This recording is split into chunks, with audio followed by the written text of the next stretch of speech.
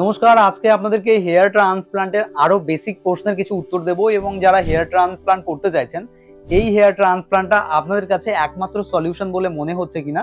আমি তো hair transplant করে নিয়েছি, আর হেয়ার ট্রান্সপ্লান্ট করে নেওয়ার পরে কি অভিজ্ঞতা আমি আজকের দিনে দাঁড়িয়ে বুঝতে পেরেছি সেটাই আজকে আপনাদেরকে জানাবো। আর আপনারাও যদি হেয়ার ট্রান্সপ্লান্ট করতে গিয়ে ভয় পাচ্ছেন, বুঝতে পাচ্ছেন না কিভাবে হেয়ার ট্রান্সপ্লান্ট করবেন, তাহলে এই ভিডিওটা আপনার জন্য। ভিডিওটা একদম শুরু থেকে শেষ পর্যন্ত দেখুন। দেখা হচ্ছে ভিডিওর শেষে। প্রত্যেকটা হেয়ার ট্রান্সপ্লান্টের আগে হেয়ার লাইনটা সব থেকে বেশি ইম্পর্টেন্ট, আপনার যত গ্রেডের বল্ডনেস হোক না কেন। যেখানে 5000 গ্রাফটের সার্জারির ডিটেলস আজকে আপনাদের বলবো, এবং হেয়ার ট্রান্সপ্লান্টের ক্ষেত্রে কোন জিনিসগুলো সব থেকে গুরুত্বপূর্ণ ভূমিকা পালন করে সেইটা আজকে আপনাদেরকে ভিডিওর মাধ্যমে জানাবো। আমি সবসময় কলকাতায় ভিজিট করতে পারি না, কারণ হেয়ার ট্রান্সপ্লান্টের 2.5 বছর প্লাস, প্রায় 3 বছর হতে চলেছে, আপকামিং 3 বছর। তো সেই জায়গা থেকে হেয়ার ট্রান্সপ্লান্ট করেছি কলকাতা থেকে। এবার কথা হচ্ছে, হেয়ার ট্রান্সপ্লান্টের সময় আমরা সবাই একটু বেশি নার্ভাস থাকি।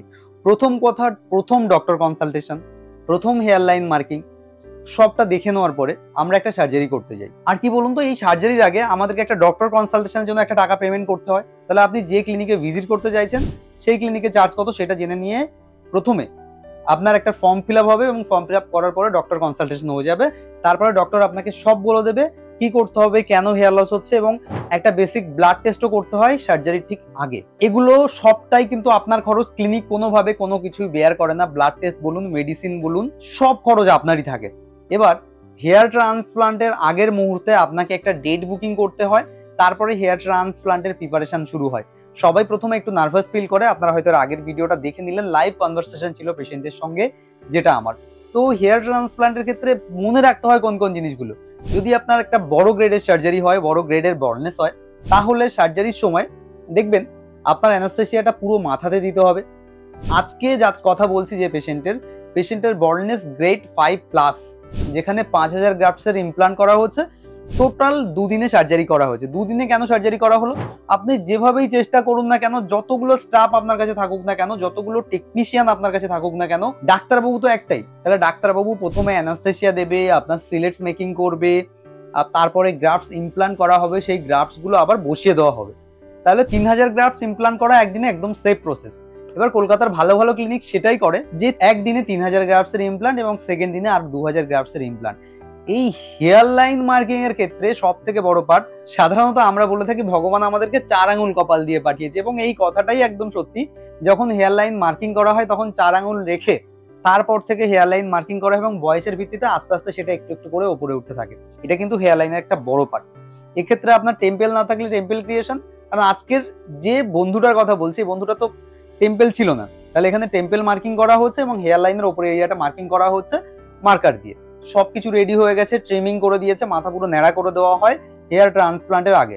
এইবার তারপরে শুরু হয় আপনার অ্যানাস্থেসিয়া দেওয়ার পালা, ডোনার এরিয়া এবং রেসিপেন্ট এরিয়া। প্রথমে রেসিপেন্ট এরিয়াতে, অর্থাৎ যে এরিয়ায় সামনে যে হেয়ার লাইন তৈরি করা হয়েছে, সেখানে অ্যানাস্থেসিয়া দিয়ে অবশ করে দেওয়ার পরে ওই জায়গাতে ইমপ্লান্ট করা হয়, পিছন থেকে গ্রাফটস গুলো বের করে এনে। এবার একবারে তো সব গ্রাফটস গুলো বের করে আনা হয় না, কিছু গ্রাফটস বের করা হয় এবং কিছু গ্রাফটস সেখানে বসিয়ে নেওয়া হয়, আবারও গ্রাফটস বের করা হয়, সেগুলো শর্টিং করা হয়, সেগুলো বাছাই করা হয়, পিআরপি সলিউশনে ডুবিয়ে রাখা হয়।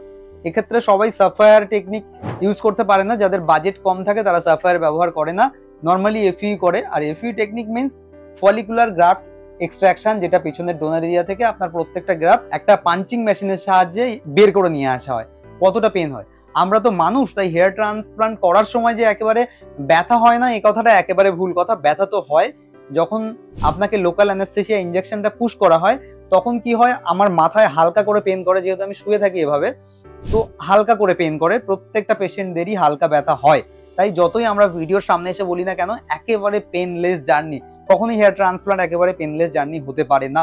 আর পেনলেস জার্নি না হলেও এত বেশি পেনও হয় না যেটা আপনি সহ্য করতে পারবেন না।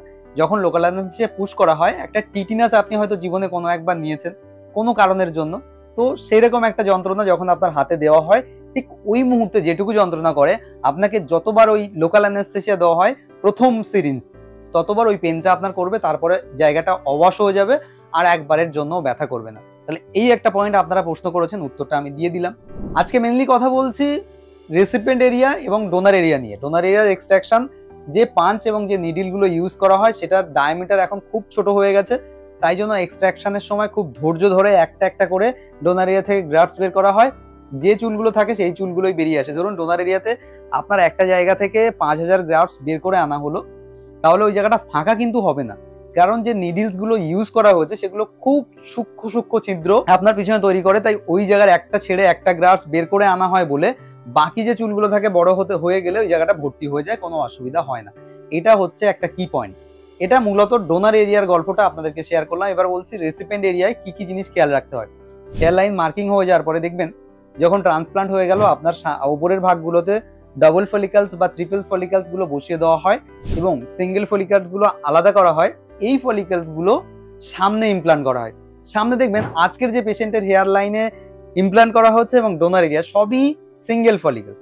এই সিঙ্গেল ফলিকালস ইমপ্লান্ট করার অ্যাডভান্টেজ এটাই, পাতলা পাতলা চুল একটা ন্যাচারাল লুক দেবে আপনাকে, কোনোভাবে আর্টিফিশিয়াল যেন না দেখা যায়। আগামী দিনে হেয়ার ট্রান্সপ্লান্ট যারা করছেন তারা আরো বেশি ন্যাচারাল হেয়ার লাইন আশা করতে পারেন, আমার তুলনায় আরো ভালো কিছু আপনি আশা করতে পারেন। কারণ এখানে যে পেশেন্টের সার্জারিটা করা হয়েছে পুরো 5000 গ্রাফটসের সাফায়ার এফইউ করা হয়েছে, যেখানে সিলেটস করা হয়েছে সাফায়ার ব্লেড ইউজ করে। এই সাফায়ার ব্লেডটা ইউজ করা হয়েছে বলেই এত সুন্দর একটা লাইন মার্কিং করা গেছে, এত সুন্দর একটা ছিদ্র করা গেছে। এখানে খেয়াল করে দেখুন, স্ক্রিনে আমি ছবিটা শেয়ার করে দিচ্ছি, যে সামনের যে এরিয়াতে দুটো লাইন না, একটা সিঙ্গেল গ্রাফটস এইভাবে দেওয়া হয়েছে এবং যে কার্ভ শেপটা দেওয়া হয়েছে টেম্পল এরিয়াতে সেটা কিন্তু খুব সুন্দরভাবে দেওয়া হয়েছে। যখন রেজাল্ট আসবে তখন এই লুকিংটার মধ্যে আপনি পার্থক্য কম্পেয়ার করতে পারবেন, ডেন্সিটি আপনি মোটামুটি পেয়ে যাবেন। এমন নয় হেয়ার ট্রান্সপ্লান্ট আপনার সার্জারিটা একেবারে আগের মতো পুরো ডেন্সিটি দিতে পারবে। হেয়ার ট্রান্সপ্লান্ট আপনার টাক পড়ে যাওয়ার যে জায়গাটা সেটা ঢাকতে পারবে এবং এক্সিস্টিং চুলের যে ডেন্সিটি সেটার সঙ্গে ম্যাচ করে যাবে, ফাঁকা ফাঁকা কোনোভাবেই বোঝা যাবে না। সেটা আপনি বাইক চালান, সেটা আপনি কোথাও ঘুরতে যান, কোনো বাতাসের সামনে গিয়ে দাঁড়ান, কোনো ক্যামেরায় ছবি তুলুন, কোনো কিছুতেই ধরা পড়বে না। কারণ ধরুন আপনার এমন ভাবে প্লেসমেন্ট করা হয় ট্রিপল ফলিকালস, ডাবল ফলিকালস এবং সিঙ্গেল ফলিকালস, সেটা পুরো মাথাটা ভর্তি হয়ে যায়। এটা কিন্তু মূলত হেয়ার ট্রান্সপ্লান্ট। এবং মেডিসিন যে 7 দিনের মেডিসিনটা দেওয়া হয় সেটা আপনাকেও কিনে নিতে হয় ক্লিনিক থেকে। 7 দিনের মেডিসিনও আপনাকে কিনে নিতে হবে। হেয়ার ট্রান্সপ্লান্টের পরে যে বেসিক কেয়ার মেডিসিন আমরা বলতে পারি, আপনার ডোনার এরিয়া এবং রেসিপিয়েন্ট এরিয়া শুকিয়ে যাওয়ার জন্য যে মেডিসিনগুলো দেওয়া হয় সেগুলো আপনাকে কিনে নিতে হয়। আর এই হেয়ার ট্রান্সপ্লান্টে বললাম এফইউ করা হয়েছে সাফায়ার এফইউ, তাই ভয় পাওয়ার কিছু নেই, নার্ভাস হওয়ার কিছু নেই। পেশেন্টটা খুব বেশি ভয় পাচ্ছিল যখন ক্লিনিকে সার্জারি করতে এসেছিল। আমি বারবার বলছিলাম, বন্ধু ভয় পাওয়ার কিছু নেই, তোমাকে একটা লোকাল অ্যানাস্থেসিয়া দেওয়া হবে, তারপরে তুমি আর কিছু বুঝতে পারবে না। বাট একটু ভয় সবার মনের মধ্যে হয়, সার্জারির আগে সবাই এরকম ভয় পায়। তবে আমি বলবো বন্ধু, আপনারা শক্তভাবে যদি মনে করেন হেয়ার ট্রান্সপ্লান্ট করব, একটা গুড লুকিং এ ফিরবো, দেখতে ভালো লাগবে, সামনে চুল আসবে, তাহলে হ্যাঁ সাফায়ার এফি, বায়ো এফি, নর্মাল এফইউ করতে পারেন। বাট মডার্ন ফর্মে যত করবেন তত আপডেটেড ফর্মে ভালো কিছু, ভালো রেজাল্ট, ভালো ডেন্সিটি আশা করতে পারবেন। চুলগুলো বড় হয়ে যাবে না, তখন একটা ন্যাচারাল লুকে দেখা যাবে। আর এটাই হেয়ার ট্রান্সপ্লান্টের একটা সাকসেসফুল রেজাল্ট হতে পারে।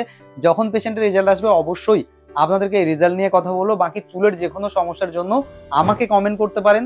আর আপনাদের যদি চুলের সমস্যার কোনো রকম কোনো সমস্যা থাকে, ভাবছেন কি করবো বুঝতে পারছি না, সরাসরি আমাকে যোগাযোগ করতে পারেন, আমাকে ফোন করতে পারেন, ফোন করে আপনাদের সমস্যাগুলো জানাতে পারেন।